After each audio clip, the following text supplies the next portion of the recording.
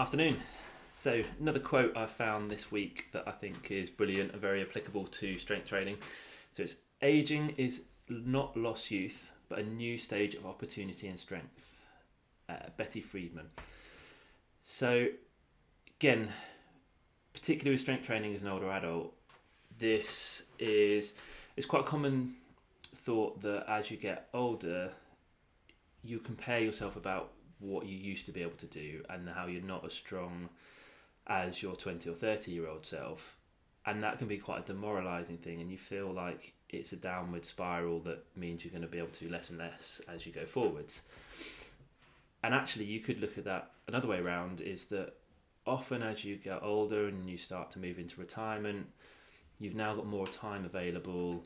You might have less in terms of sort of responsibilities, in terms of children are now all grown up, you've stepped away from work, and let's say you've got the time available to do other things. And the good thing is you can build muscle strength at any age. It's not something that is just when you're 20 or 30. You can build it when you're 50, 60, 70. It's a little bit harder, but it's possible to do. And the stronger you get, the more options you have in terms of being able to do new sports or hobbies or activities. Reading that again, aging is not lost youth, but a new stage of opportunity and strength. So welcome back to another, sorry, my cat scratching at the door,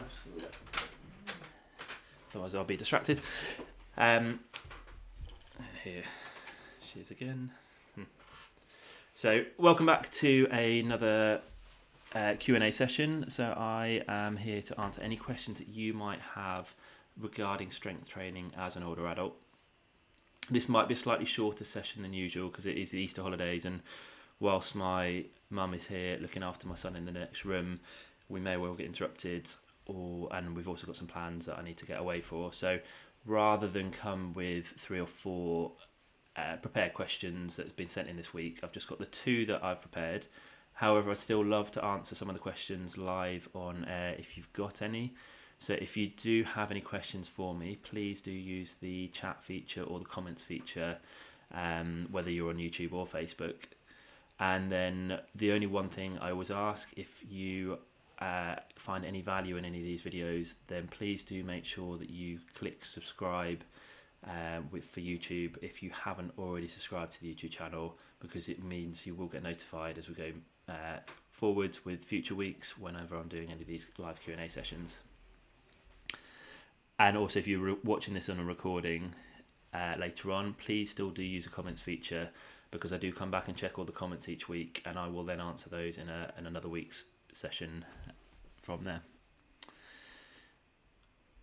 So I had a question come in from Roxy. So we've had Roxy before. So welcome back, Roxy. Thank you for sending this in. So Roxy says, yes, please, as in, yes, please, I'd like to ask a question. To build muscle, is it down to heavy weights, or can you attain the same by doing lesser weights for longer reps, please?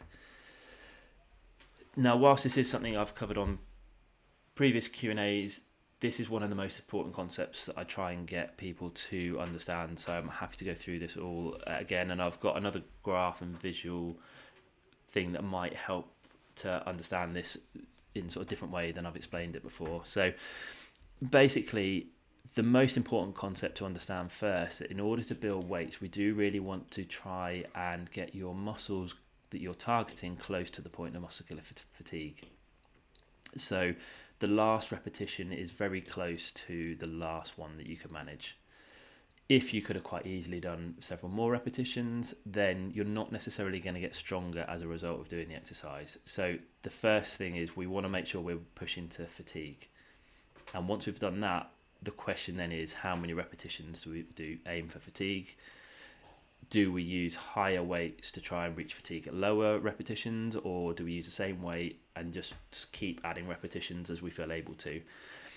So this graph here, so this is taken from the Human Kinetics book, 2008. You can see in the very lower left corner there.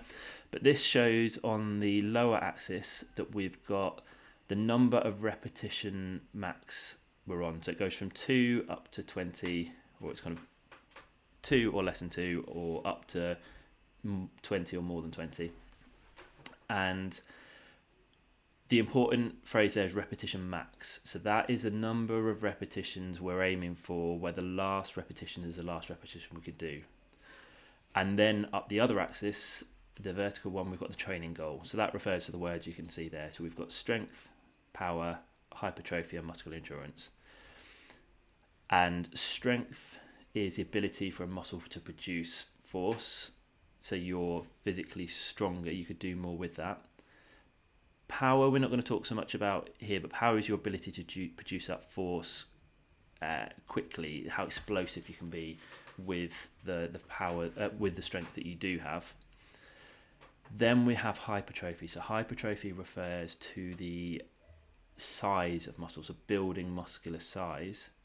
And then muscular endurance refers to how long can you use that muscle for before it starts to get tired. So coming back to Roxy's question, to build muscle, is it down to, and then that, when you say to build muscle, we then have to clarify what you mean. Is it you want to increase muscle strength, or do you want to build the size of the muscle? So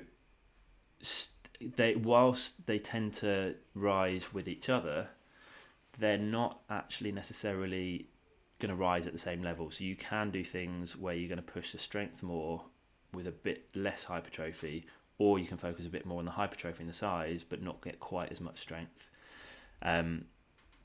So that is something that you have to think about what you want to get from it. Is it a more of an aesthetic thing where you want to look bigger, or is it more that you would just want to feel and physically be stronger? Now, going back to the graph there, if we look at the words with bigger bold writing with a yellow background, that is the sweet spot. That's the range of repetitions that we're looking for to really get that goal. So if we look at the strength one there, it's from 2 to 6 is in the yellow. So if you reach muscular fatigue with the exercise you're doing, anywhere with 2 to 6 repetitions, you're going to get a lot more strength. Now, if we go to hypertrophy, that is going to happen within the 6 to 12 range, and muscular endurance is going to happen at the kind of 12, 13, up to 20 onwards. And the important thing to know here is just because you're not in the yellow doesn't mean you're not going to get any of the other things, because it goes from the yellow to the purple to the blue to the green. So if we look at strength, you could be in the yellow range where you're really getting a lot of strength, but if you're purple, you're still getting some strength, but it's not quite as much as it would be if you're in the yellow zone. The blue is you get even less, but you're still getting some, and then green is you're not really getting any at all. So let's say, for example, you were reaching muscular fatigue at 8 repetitions and you were doing 3 sets of 8 for all your exercises. If we scroll down slightly, you can see that we're getting we're in the purple zone for strength. So whilst it's not the most strength we could be getting, we are still getting stronger, but there's more we could have done. We'll be getting some improvement in power, but like I said, we're not going to talk about that quite so much, because you generally have to, as well as rep ranges, we have to change the style of the exercise and actually practice doing it quickly. So we'll forget that for the moment. But if we're going down to hypertrophy, if we're doing 8, that's where we're really in the size building. So we're getting a lot of size, we're getting quite a bit of strength, but not as much as we could do. And then we're also getting some muscular endurance. So generally it's a good rep range to work on. But if we are looking to really build strength, we might want to change that, where we actually increase the weight we use to start and push into the muscular fatigue down to 5 or 6. So now we're really getting strength. We're moving out the hypertrophy zone a bit, so we're now not so much focused on size. So that's how we can get stronger without necessarily getting bulkier. And then we're not getting so much in the muscular endurance either.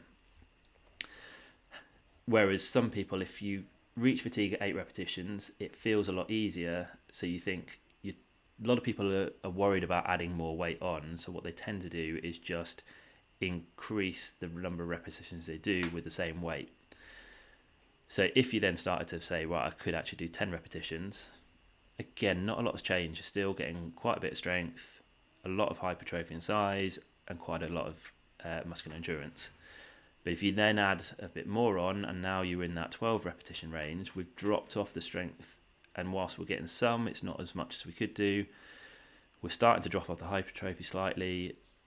And then the muscular endurance, we're now moving more into muscular endurance. And then if we go into the 15, bit of strength, fair amount of hypertrophy, but not as much as we could do. And then we get more in muscular endurance. So you get the idea there. So it all depends on what you're trying to get out of this, Roxy. So if you are really looking for strength, which is what I suggest most people should be looking at if we're looking at doing strength training as an older adult, most people, it's strength. If we're not actively trying to target strength, we're going to be losing strength as we age. And it's strength that's going to allow you to do all the things that you want to be able to do outside of the gym, such as sports, grandchildren, gardening, etc. So you really want to start to think, rather than do more repetitions with the same weight, we do to maximize the efficiency of our workouts and make sure we get the most out of them. Trying to add weight to gradually get the fatigue point down to 5 is kind of the ideal goal. We have to bear in mind that the body isn't going to adapt as quickly as when you're 20 or 30, so we do have to take it slower. So try and avoid big sudden changes. Keep gradually adding a little bit more. And equally, for anyone watching this who's sort of understanding this a bit better now, if you are just getting started, I also don't suggest you just start straight in at the 5 repetitions, because your body hasn't had any time to adapt to the higher amount of weight you're going to need to reach fatigue at lower repetitions. So there's a bigger chance of injury. So what I would suggest and what I recommend in my ebook and my course is that you start at 15 repetitions. Get confident in pushing muscles to fatigue, because you're going to need a lot lower weight or lighter weight, so it's going to be a lot safer to experiment at the 15 repetition mark. And then once you've got confident pushing fatigue at 15 repetitions, you can then aim for maybe 12, and then after a few more weeks aim for 10. And now we're kind of moving into a bit of strength, getting the hypertrophy, and then if we then after a few more weeks go for 8, and then eventually to 5, then we've gradually got ourselves prepared and our body prepared for that strength range without getting too much size and too much muscle endurance. We really want to get stronger. I would then, as a minimum, you might be looking to do that over 3 months or 12 weeks. But some people, particularly if you start with lower confidence levels or you've got other complaints you're worrying about, I would then try and take a lot longer period of time. I don't mind how long it takes to progress to there, as long as you know you're gradually looking to progress at some point down and you're gradually upping the weights rather than increasing the reps. So long way of saying, Roxy, that the best thing to do is fewer reps with more weight rather than just doing more reps. So if you found that valuable, just let me know, or if there's any questions from anyone watching about that, then happy to answer those questions. If you do have any questions about that, or if you are just getting started, you want a bit more guidance on how to move through that range of 15 repetitions down to the 5 and how to put a program together, then you might be interested. I've got a completely free ebook here that will guide you through how to create your own strength training program, how to choose your exercises around your current restrictions and your conditions, and then how to then progress from that 15 reps down to the 5. So that's completely free of charge. It's nevertoldtolift.com/start-here, or if you have a look in the description below, you will find that link there. You might also be interested in if you're based in the Birmingham area, I've got my physiotherapy clinic, so it's Chris Tidy Physiotherapy in Harborne, and I'm going to be doing a talk in person all about starting strength training as an older adult. So if you come in to there, you'll be able to learn more about what I've just been talking about and a lot more. Plus, we'll have a chance to ask any questions, or if you've got any particular questions on kind of exercise and technique and you want some help or want me to have a look at your technique or anything, then I can help you with that as well. So that you do need to book. So because of the space in the clinic, I can only really take about 15 people on those talks. So I've got one on there at the moment. That's all through Eventbrite. So you'll find the link below in the description. And if there is a demand and that fills up really quickly, then I'll put on other dates as well. So keep an eye out for those. So again, if you are watching live and you've got any questions, please do use the comments feature.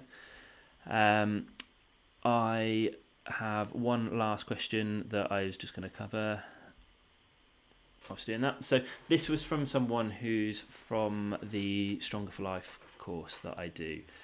And she joined in January. She spent some time really understanding a lot of the theory and going through that side of things, and then putting together her workout program, which she started about 3 weeks ago. Before that, she's always done some body pump, and she's continued with that. But the thing that's changed in the last 3 weeks is she started to do workouts where she started to work on particular movement patterns, but starting to push her muscles to fatigue.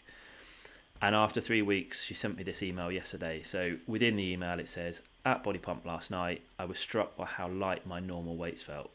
Surely I can't feel a difference already." And just wanted to cover that difference already aspect of it, and why actually you can feel a difference very quickly, where a lot of people think it might take you a lot longer. So the first thing to say is that I think body pump is great. I think it's brilliant class at getting people confident lifting weights and doing exercises with weights. But if you think about it back to what I've just talked about with that graphic on how many repetitions you need to do in order to reach fatigue to build muscle strength, most body pump classes take a movement and they'll work on a movement to a song or a track. And that track might be 2 or 3 minutes. So in a 2 or 3 minute period, if you're repeatedly doing squats or whatever movement it is within that time, you're quite quickly going to build up the number of repetitions. And before you know it, you've far exceeded the 15 repetitions that we really want to have reached fatigue by to build muscle strength. So while, like I said, body pump is brilliant at getting people moving and getting the cardiovascular side of things and building the confidence of weights, it's not pushing people to fatigue early enough to actually really change the strength that much or build muscle size. So a lot of people have the misconception because they're doing an exercise with weights, they must be getting stronger, and actually it's a little bit more nuanced than that, and that's kind of covered in that previous question I answered there. So in terms of the changes she made to doing a lot of the same exercises, but now she's doing those same exercises with muscles, with a target of reaching muscle fatigue. And she started at 15 repetitions and slowly moving down to 12 by this point. So she's not anywhere near the 5 yet. So her muscles won't have changed dramatically in that time. And it really does take about 3 months, about 12 weeks for muscles to physiologically change in terms of their structure and their size. So her muscles haven't actually changed, but why is it then that she's found her normal body pump weights so light now?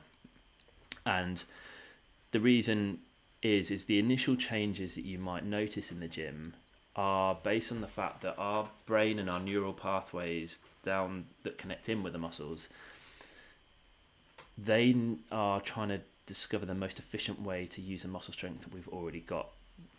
So that can actually happen relatively quickly, particularly with repetition of doing these exercises, and particularly if she's got some familiarity with the exercises already from body pump. But yeah, you tend to find you actually see progress pretty quickly when you start these programs, and a lot of people that have gone through the Stronger for Life course with me, they found that it's after about 3 or 4 weeks they sent me an email saying, "I can't believe I've noticed this already," or sometimes even my sleep has improved already, or my pain has started to reduce already. And sometimes it is just those neural pathways and those confidence improving that has made a dramatic effect quite quickly. But at some point, the brain is going to work out the most efficient way to use the strength you've already got, and it can't make it more efficient than it already is. So at that point, you then need to wait for the muscles to physiologically change and get stronger. And then you'll see the progress dramatically slow And so at the beginning, it was really motivating. Each week you felt you were seeing this really high sort of sharp progression, and now that progression has really slowed down. It doesn't feel like you're getting anywhere fast, and that can be quite a demoralizing process. It's often worth knowing that point is probably going to happen at some point, because when it does and you start to not really notice a difference, particularly when you compare it back to the start, not only is it not motivating, it's demoralizing, and it almost puts you off wanting to do it. And a lot of people do give up at the kind of 2-3 month mark once they hit this plateau stage. But if you know it's coming and you can prepare for it and expect that it's happening and understand why it's happening, often you can then accept it and then continue with it. And as long as you look back over a long enough period, you will still keep seeing progress, and you'll see the weights you use improve. You'll also notice other qualities may well improve. It's not necessarily the same for everyone, but generally if you've got joint pain, you'll probably find that that's going to calm down. Sleep might improve. Things around the house feel a lot easier. And as long as you're not comparing it back week to week or day, sort of within a few days period, and you're thinking, how did it feel today compared to a month ago or 2 months ago? If you look back over a long enough period, you'll find that you see those improvements, and then that motivates you further. So yeah, you have noticed a difference already within a few weeks. You'll probably still notice quite a bit of difference and confidence improving over the next few weeks, couple of months, but don't be surprised if that does slow. And that's the same for anyone getting started now. So I hope that makes sense. And again, any follow-on questions from anyone watching, please do let me know. As I said, this is going to be a slightly shorter session, but I would still welcome another question from anyone watching live at the moment. So this is your last chance if you do have any questions. I do have, whilst you're thinking of that question or potentially typing it in now, I'm just going to quickly mention one thing there. As I mentioned, the Stronger for Life course, that is all the content through the ebook, but in just a more interactive way with weekly access to me via group Zoom calls. So if you're looking to get started and low commitment level and you just want to kind of see what it's all about, then I would go for the ebook, which the link is in the description below, or there's a paperback copy that you can get from Amazon, just searching Never Told to Lift on Amazon. But if you know you might need a little bit more support and a bit more of an interactive way, and sort of find videos is better than reading, then this might be an option for you. So it's nevertoldtolift.com/course, and you can find the details of that there. Once again, if you are interested in seeing me talk in the clinic and you're based in Birmingham, then do check that out. So that's on Saturday 13th of April at 10 a.m. And again, the link to that is in the description below. But for now, I think that looks like we might have finished. So my son is back in kind of holiday club next week. So despite it being the Easter holiday still, I will have a lot more time available for next week. So I'll come prepared with more questions. But if you are watching the recording of this, do still use the comments to ask your questions, and I will answer those in future weeks. Or you can send me an email. It's chris@nevertoldtolift.com. So that's chris@nevertoldtolift.com. Whatever way you want to ask questions, I welcome them, and I look forward to answering those in next week's session. So for now, have a great week, have a great Easter, and I will see you on next Wednesday, which I believe is the 3rd of April. See you then. Bye.